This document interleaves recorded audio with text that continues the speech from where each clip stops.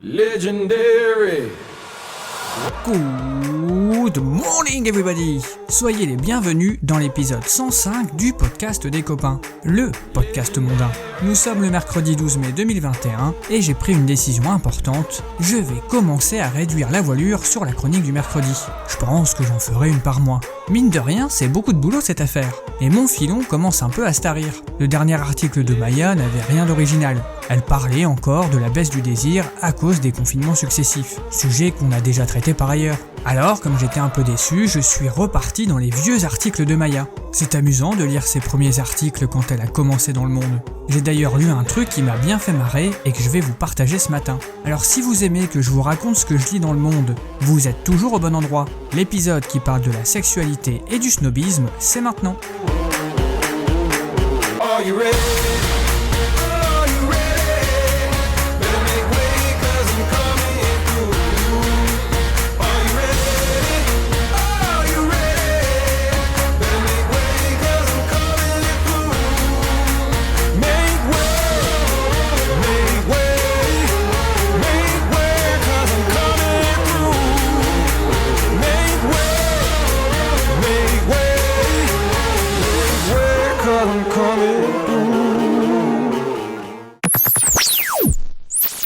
En matière de sexualité, il y a plusieurs écoles. Les tradis qui tournent avec 2-3 positions, simples et très efficaces, les petits et petites curieuses qui s'aventurent un peu hors des sentiers battus, et les snobs. Ceux qui nous feraient presque passer pour des gros ploucs parce qu'ils ne jurent que dans des trucs hyper pointus style shibari, cet art ancestral qui consiste à attacher et suspendre des gens tout nus avec des cordes. Leur sexualité se rapprocherait plus de la performance artistique tellement ils sont perchés. Alors je vous propose de vous partager cette savoureuse lecture d'un article de Madame Mazorette qui nous présente le snob sexuel. Come on. Let's talk about sex, baby. Let's talk about you and me. Let's talk about all the good things and the bad things that may be. Let's talk about sex. Let's talk about sex. Let's talk about sex. Let's talk about sex. Let's talk about sex. Comme tout bon exposé de collège ou cours de fac sans imagination, commençons par la définition du dictionnaire. Je sors mon petit Robert, il est là, je vais à S, salope, non, sucer, non, sodomie, non, snobisme. Ça y est, je l'ai. Admiration inconditionnelle pour les opinions tenues pour distinguer. Quand on est dans le feu de l'action ou au bord de la jouissance avec le slibard sur les chevilles, j'ai plein de mots qui me viennent en tête évidemment, mais ils sont loin d'être distingués et loin du mot distinguer. Et pourtant, le snobisme aurait pénétré la chambre à coucher. Qui sont les snobinards au plumard? Tentons de cerner l'animal. Je suis snob, foutrement snob. Tous mes amis le sont, on est snob et c'est bon. Déjà, il est doté d'un fort esprit de contradiction. Bah oui, la masse des pecnos adeptes du missionnaire plan-plan a forcément tort. Le snob sexuel ne veut donc rien faire comme tout le monde. La position de la cuillère du samedi soir, trop peu pour lui. Pas assez spécial, pas assez subversif, pas assez touchy glam. Il laisse ça pour les braves. Mais il pourrait faire son chemin en laissant les autres faire leurs petites affaires sans les dénigrer, sans les juger. Mais ce serait pas snob. Car être snob, c'est haïr large. J'ai la haine comme Tarzan accroché flienne. J'ai la haine comme elle la peine Karen. Et j'ai la haine comme la montre Citizen. Et Citizen, zoom, zen, t'as pas la haine. Si vous trouvez la sexualité joyeuse et que vous aimez batifoler dans la légèreté et l'allégresse, il la rendra sérieuse. Parce que vous êtes un peu sentimental et aimez les ébats passionnés, vous passerez à ses yeux pour stupide, comme la majorité bêlante, car lui, c'est un intellectuel du zizi des passionnés. Vous aimez le pur plaisir? Il préférera y ajouter de la souffrance. Vous aimez le confort de votre lit douillet? Il se distinguera par des lieux sordides. Vous faites ça tout nu? Il gardera ses vêtements et de préférence solidement lacés. Pour vous, la sexualité, c'est vivant. Lui s'étendra en long en large sur la pulsion de mort qui œuvre dans votre inconscient et il est d'ailleurs le seul à l'entrevoir. Nous sommes trop cons pour maîtriser la complexité des théories freudiennes. Car l'élitisme se paye par l'exclusion des autres. C'est-à-dire nous, les bubbles comme on dit dans le Nord. Vous commencez à le cerner, notre ami snob sexuel? Lui, c'est un initié des plaisirs sophistiqués. Nos expérimentations, car tout le monde expérimente à sa mesure en matière de sexualité, n'arrivent pas à la semelle de ses souliers vernis. Ça paie comme jamais, ça paie comme jamais, ça paie comme jamais, ça paie Il se distingue par son mysticisme dans son discours, ce qui permet de le repérer à l'œil nu par temps de brouillard. Si le gars vous bassine en vous décrivant Thérèse d'Avila comme star du porno, l'indicateur est sérieux. La snob-sexualité n'a de sens que dans un acte transcendant, vecteur d'un aller-retour entre le divin mais aussi le malin, dans une communion destructrice avec les forces du chaos inhérentes à notre nature malveillante dont nous devons d'ailleurs être sauvés. Pour lui, le sexe est la scène d'un combat, d'une mise à mort de l'autre où s'annihile la subjectivité.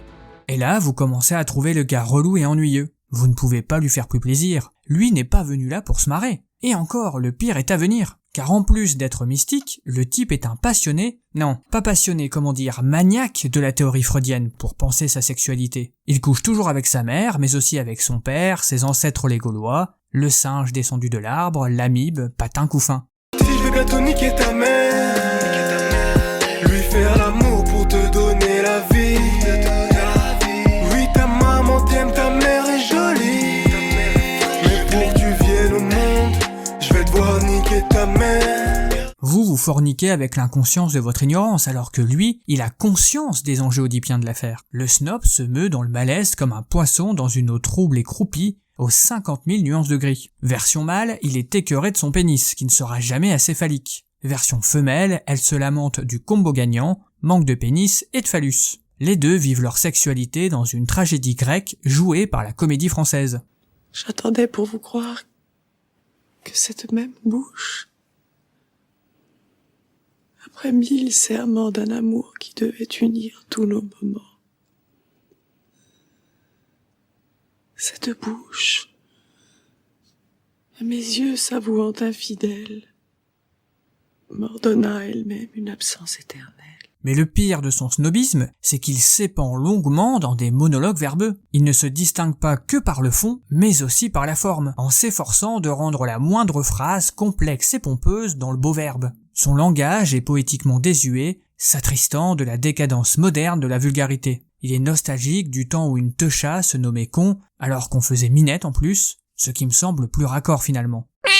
Il fait partie des rares à avoir lu et relu Léopold von Sacher-Masoch et le Marquis de Sade. Il se drape de shibari, alors que vous maîtrisez plutôt pas mal l'art du nœud en plus. Mais vous parlez de bondage. Et il est là de devoir vous reprendre à chaque fois que vous ouvrez la bouche. Alors, si vous voulez vous mettre au snobisme, commencez par dire que vous ne parlez jamais de sexe. Et ensuite vous en parlez. Définissez-vous comme un sapiosexuel, et quand on vous demandera ce que ça veut dire, répondez en levant les yeux au ciel que toute définition est finalement une trahison. Ça vous donnera de la hauteur, et pour vraiment tuer le game, dites un truc inspiré du genre oui, mais moi je pense que la pornographie a raison. Ah, c'est une formule qui marche avec tout. Oui, moi je pense que c'est le skir qui a raison. Vous ne mangez pas de skir, bah non, vous bouffez des yaourts nature comme tout le monde, parce que vous n'êtes pas snob. Ah, vous n'êtes pas vif ce matin. Par contre, il faudra changer vos habitudes culturelles. La téloche, c'est fini. Il vous faudra mépriser Internet, vous abonner à des revues culturelles hyper spécialisées, fréquenter les cinémathèques alternatives et idéalement déménager à Paris. Éventuellement, si vous connaissez un artiste éphémère ouzbek qui reproduit la piéta avec ses orgasmes, ça peut être un plus dans votre nouvelle quête initiatique. Et n'hésitez pas à vous contredire, vous détestez ce que vous aimez et vice versa. Côté cul, plaignez-vous de ne pas trouver de partenaire de qualité. Décrivez vos contemporains comme incapables d'aimer vraiment, d'aimer hors du temps et de l'espace, de vivre l'instant dans l'insoutenable mais nécessaire imprévisibilité. Ouais, c'est pas faux. Pour vous comme pour moi, ça ne veut rien dire, mais pour les snobs, cette phrase est limpide. Vous le découvrirez. Vous deviendrez alors sexuellement un must, une niche sexuelle hors du commun des mortels. C'est peut-être ça le drame du snobinard. Il veut ne ressembler à personne mais que tout le monde soit comme lui. Et surtout, ne veuille que lui. Après, il faut avoir les moyens financiers d'être snob. Quand vous aurez assez d'argent pour tenir en ennemi la société de consommation et le capitalisme, vous renoncerez bien évidemment à vos sextoys bon marché qui commodifient le plaisir. Personne n'utilise le verbe commodifier, il n'existe pas. Et vous payerez de la cordre de chanvre d'importation japonaise à 300 boules. Oui, je sais, c'est cher, mais c'est le prix de l'authenticité, tu vois. Vous serez alors au-dessus des contingences matérielles, mais faudra pas vous servir du mousseux tiède ou de la bière de table. Vous partirez en quête de votre moitié, pourvu qu'elle ait reçu une éducation supérieure pour être à votre niveau. Je suis snob, c'est vraiment le seul défaut que je gobe. Le pire, c'est que je me le visualise bien ce petit snobinard avec sa théorie sexuelle chiante comme la fumée. Je dirais même que c'est une caricature du parisien pédant et imbuvable. Et si Maya Mazorette le décrit si bien, même si je fais ici un gros effort de reformulation, c'est sûrement qu'elle a dû en croiser et donc il existe vraiment. Quand on lit ça, y a pas de quoi rougir d'être un plouc qui aime bien le missionnaire. Mais ce n'est que mon avis. Come on. Let's talk about sex, baby. Let's talk about you and me. Let's talk about all the good things and the bad things that may be. Let's talk about sex. Let's talk about sex. Let's talk about sex. Let's talk about sex. Let's talk about sex. Ah, sacré Maya. Moi cet article m'a bien plu, je ne vous le cache pas. Et j'ai aimé imaginer ces gens qui vivent pour moi sur une autre planète. Surtout que je peux moi aussi être captivé par l'extase de Sainte Thérèse vue par des psychanalystes. Et le drame, c'est que je peux raconter ça à des collègues qui ne semblent pas aussi bouleversés que moi par les extases mystiques décrits par Jacques Lacan. Peut-être que ce qui me différencie un peu des snobs de compète, c'est que j'ai un peu d'humour et d'autodérision. Et que je ne prends pas tout le temps, au sérieux. Mais je reste sur mes gardes pour ne pas basculer du côté obscur. Eh oui, nous avons tous nos propres démons. On continue avec la pensée du jour.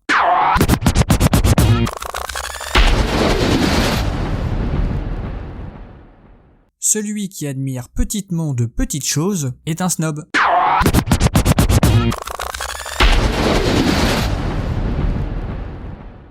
Et on termine avec une petite information aussi inutile qu'essentielle. C'est l'info feel good.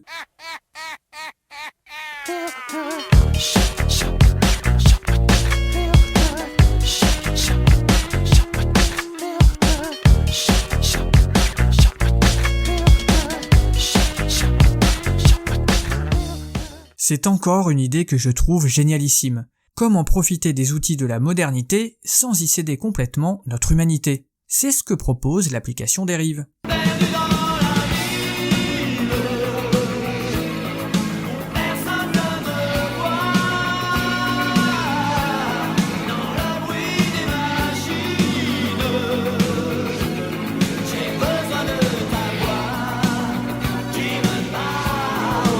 On utilise tous un GPS, Google Maps ou Waze pour nos déplacements. Waze en particulier permet d'optimiser nos trajets en cherchant les itinéraires les plus rapides et efficaces. C'est comme ça que vous vous retrouvez en plein milieu d'un champ, sur une route que personne ne prend. Bah non, parce que moi je n'ai pas un tracteur. Mais l'application Dérive propose une autre façon de se déplacer et d'arriver à bon port, parce que c'est quand même le but. L'appli vous donne juste une direction et une distance, rien de plus. Pas de « tourner à droite », au rond-point, prendre la deuxième sortie. Non, là vous avez juste une flèche qui vous dit que c'est plutôt par là qu'il faut aller. Aucun itinéraire suggéré ou imposé, on se laisse dériver. Elle ne prend presque pas de place, défonce donc carrément moins nos batteries et permet de lever un peu le nez de nos téléphones plutôt que de suivre les chemins calculés par des robots, qui ne prennent pas en compte que le plus important, c'est toujours le parcours plutôt que l'arrivée. Je vous la recommande chaudement évidemment et je vous laisserai le lien sur Facebook. Moi je testerai dès que possible. D'ailleurs, si vous voulez me donner rencard dans un endroit que je connais pas, je suis pas contre.